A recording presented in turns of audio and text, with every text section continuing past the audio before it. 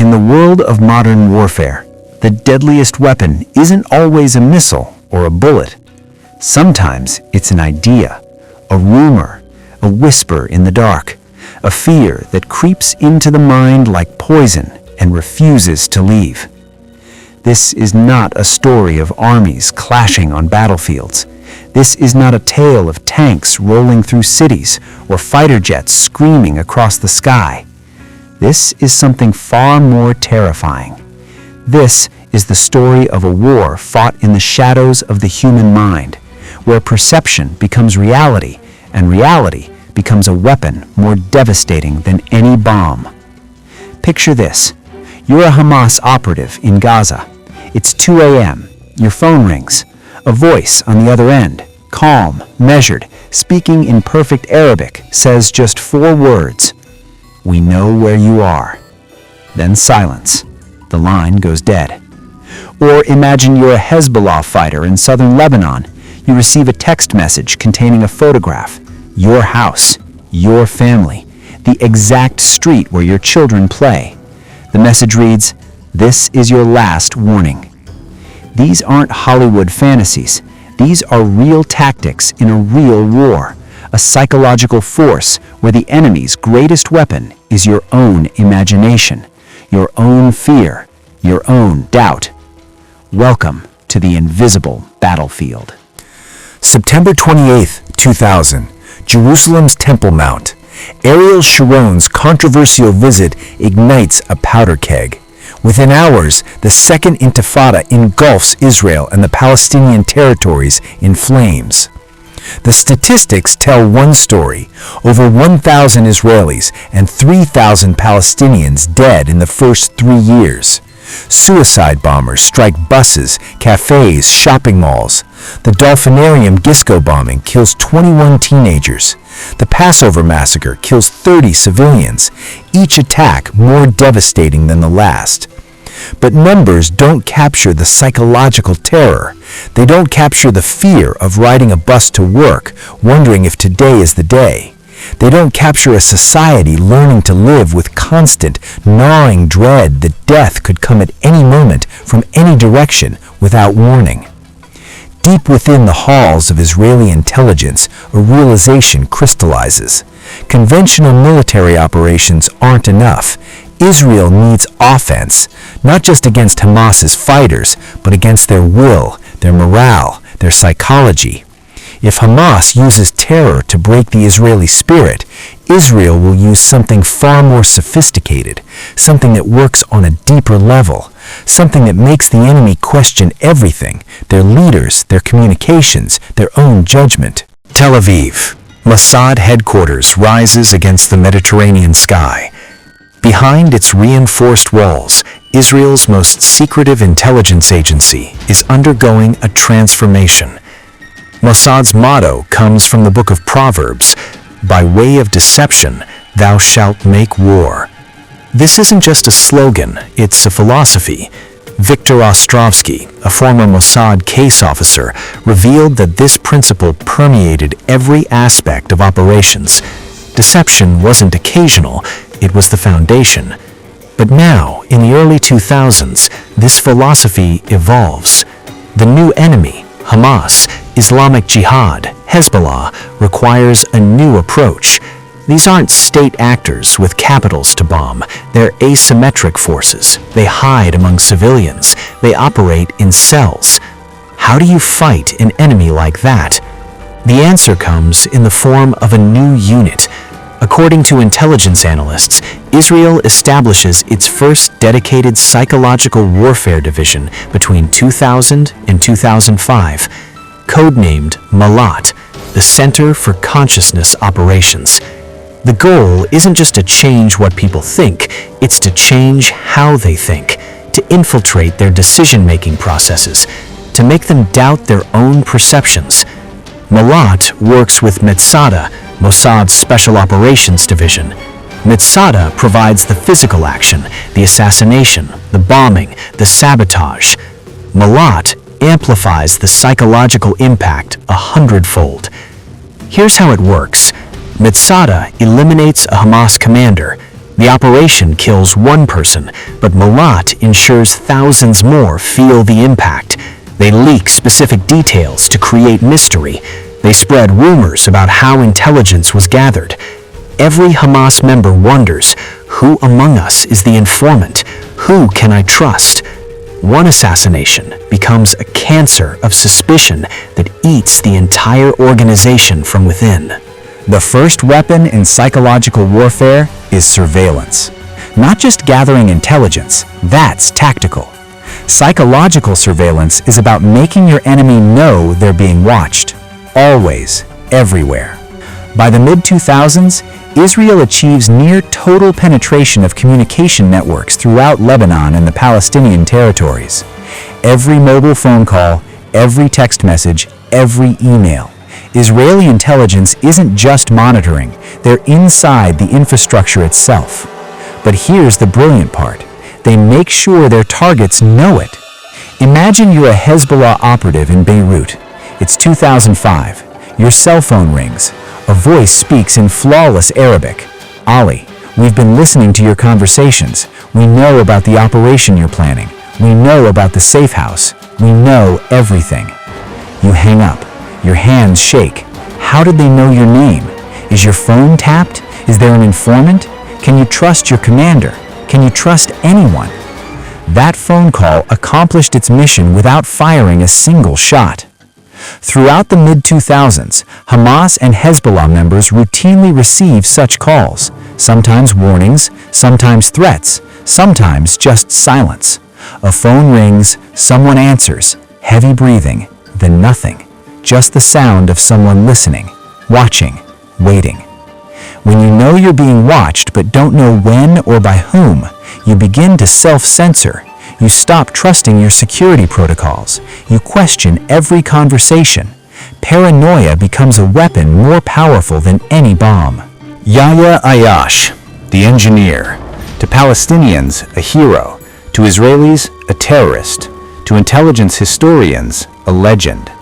Soft-spoken, brilliant, an electrical engineering student who joined Hamas and revolutionized suicide bombing. He perfected the technique, made bombs smaller, more reliable, more devastating. His attacks killed approximately 90 Israelis, most of them civilians.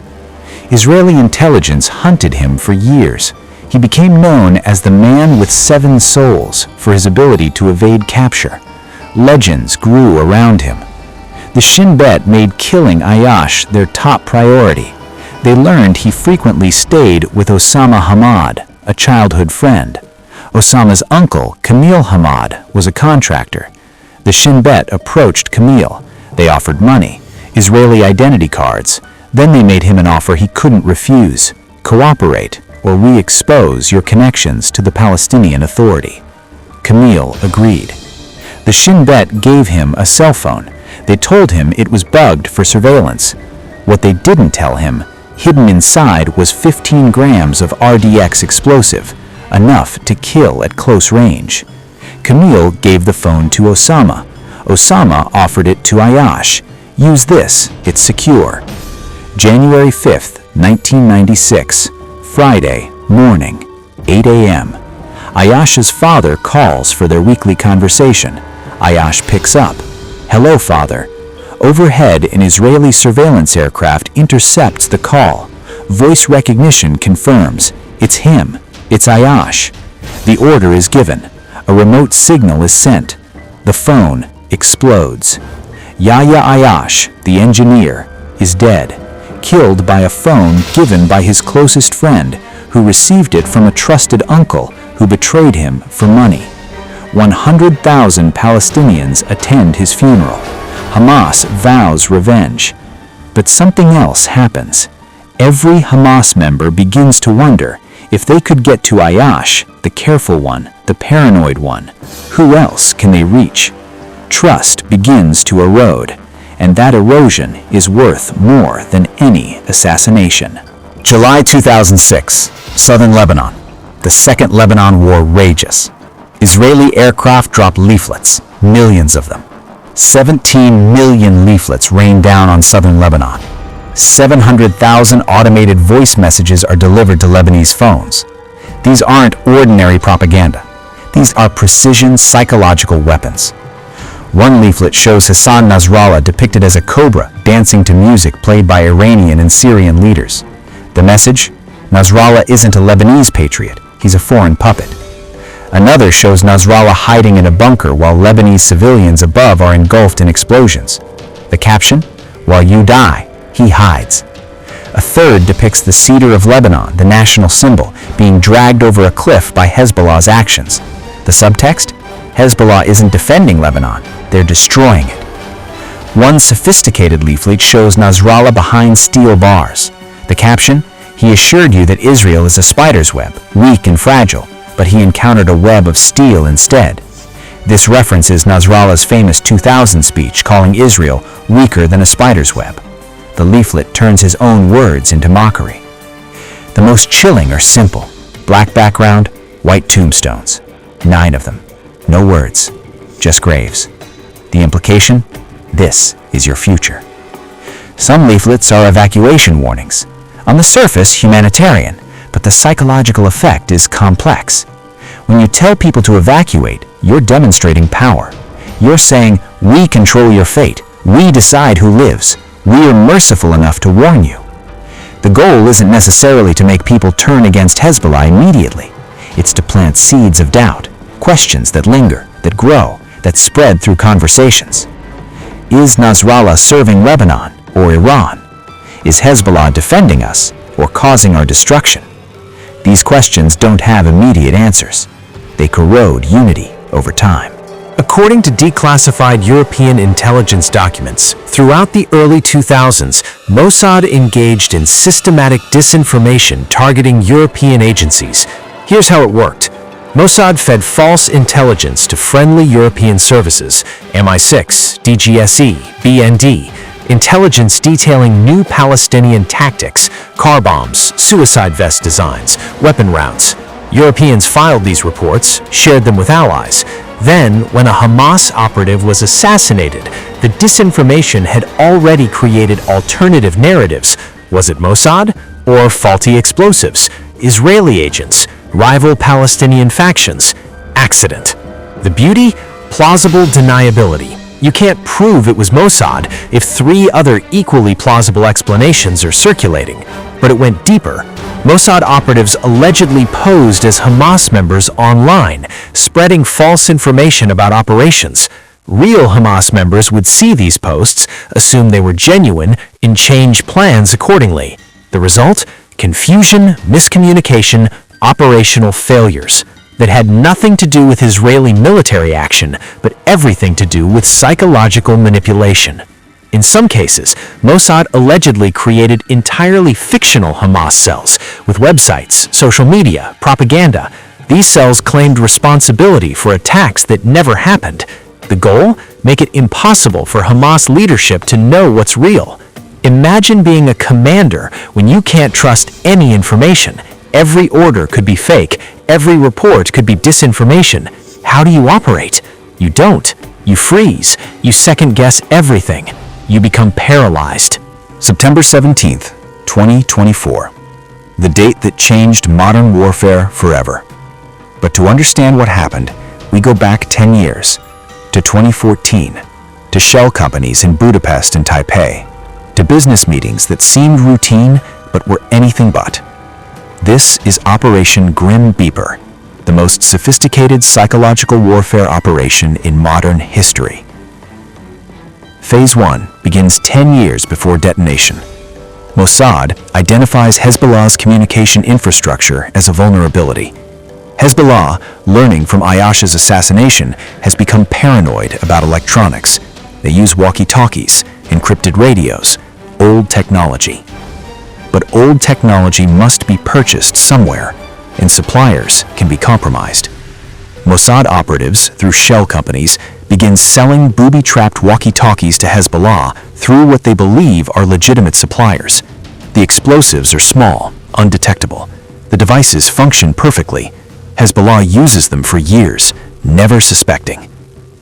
Phase 2 launches in 2022, when Mossad learns Hezbollah is purchasing pagers from a Taiwanese manufacturer, Gold Apollo. Hezbollah believes pagers are safer than smartphones, can't be hacked remotely, no GPS, simple, secure. This belief proves fatal. Mossad operatives using Hungarian shell companies approach the manufacturer. They don't steal technology, they don't hack the supply chain, they create a business partnership. The Hungarian shell company becomes a licensing partner authorized to manufacture pagers under the Gold Apollo brand. Everything is legitimate, legal. The Taiwanese manufacturer has no idea they're working with Mossad. The Hungarian shell company has offices, employees, licenses. They attend trade shows, have websites, marketing materials. A former Mossad agent later explains, "We made it like the Truman Show. Everything was completely normal. Businessmen, engineers, showrooms. It was 100% kosher. They had zero clue they were buying from Mossad." 3,000 pagers are manufactured. Each contains approximately 3 grams of explosive hidden in the battery compartment. They work perfectly, pass all inspections.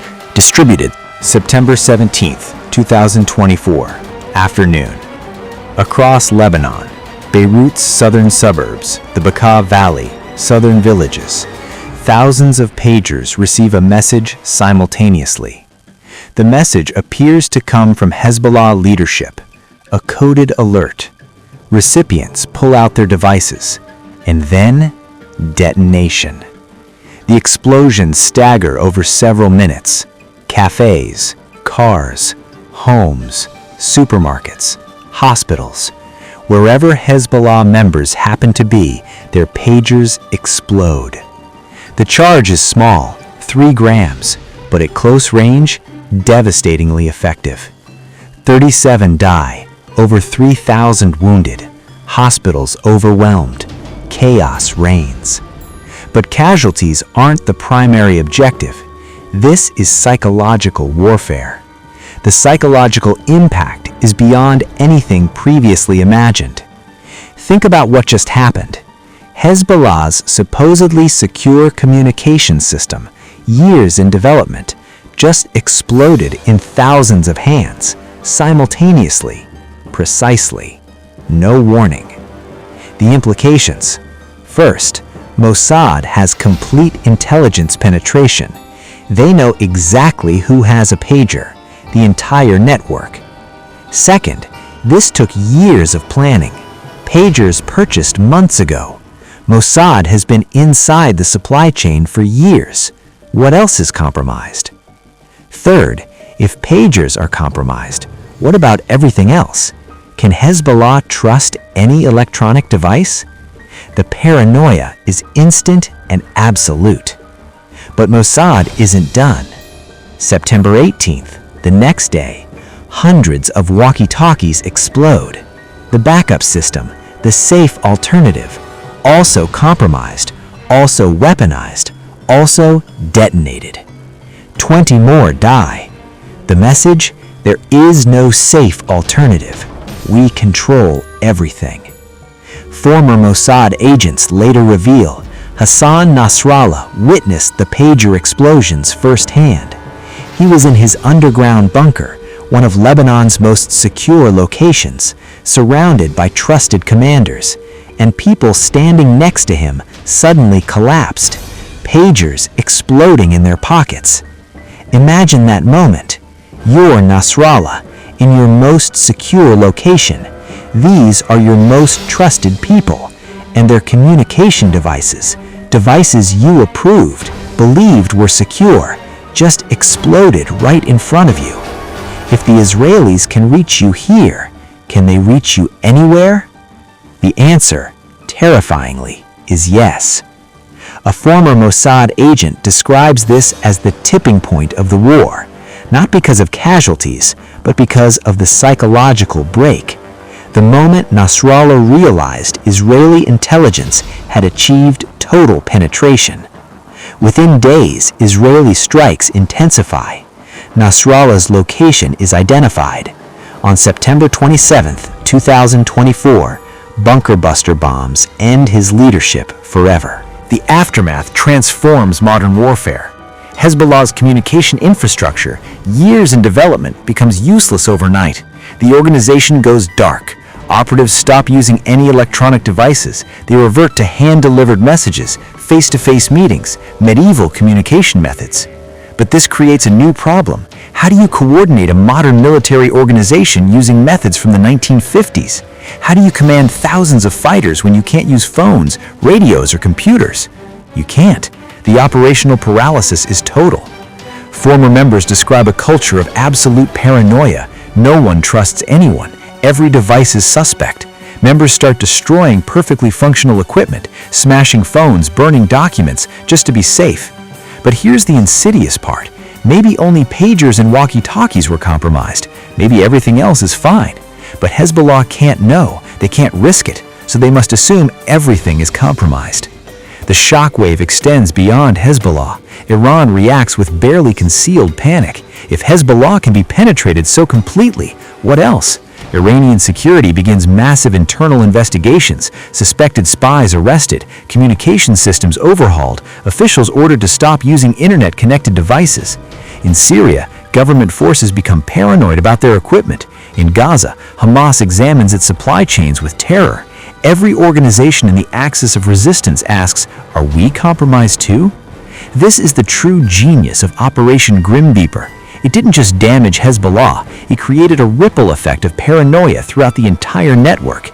Every group begins suspecting infiltration. Every organization becomes paralyzed by doubt. Intelligence analysts estimate the operational disruption caused by this paranoia is worth more than any military strikes. When your enemy is too afraid to communicate, too paranoid to trust their equipment, too suspicious to coordinate, you've achieved victory without fighting. Today, right now, the psychological war continues. Satellites orbit overhead. Drones hover at radar edges. Surveillance systems monitor communications. Agents analyze social media, track finances, build networks of relationships. And somewhere, in Tehran, in Beirut, in Gaza, someone's phone is ringing. Unknown number. They hesitate. Should they answer? Is it a friend? Or is it Israeli intelligence, tracking their location, verifying identity, preparing for what comes next? That hesitation, that moment of doubt, is the invisible war made manifest. The tools evolve: artificial intelligence, deepfakes, social media manipulation at unprecedented scale. The methods become more sophisticated, operations more deniable, the psychological impact more profound. Israel has demonstrated mastery of this invisible art. They've turned psychological warfare from a supporting element into a primary weapon. They've shown that in the 21st century, the battle for hearts and minds isn't metaphorical. It's tactical, strategic, decisive. In the shadows of the mind, where fear and perception blur with reality, where trust dissolves into paranoia, where every communication could be the last, a different kind of warfare rages. No armies march, no territory changes hands, but the impact on how conflicts are waged, how wars are won, how power is projected, is absolute. The psychological war continues, invisible, unending, devastatingly effective. Because the deadliest battlefield isn't the one you can see, it's the one inside your own mind.